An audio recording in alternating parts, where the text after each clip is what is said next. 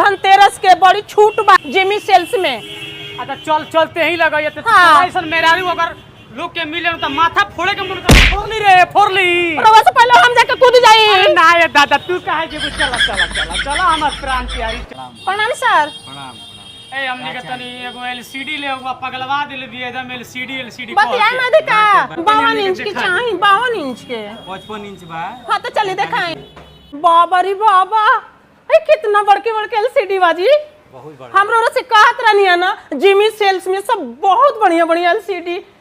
इतना दाम कहां से हेते बावे ना हमरा चाहिए तो चाहिए। तनी कम दाम में दिखाई 16 से 18 हजार के रेंज में जन्नी तनी उहे दिखाई हम आई देखा। ना कुछ होके हमरा बढ़िया चाहिए। 40 छोड़ ना दीजिए जितना के पैसा ना फूट जाई उतना दाम होगे के जाए के पड़ी रौरा। ओ माय गॉड ये वाला ठीक है जी।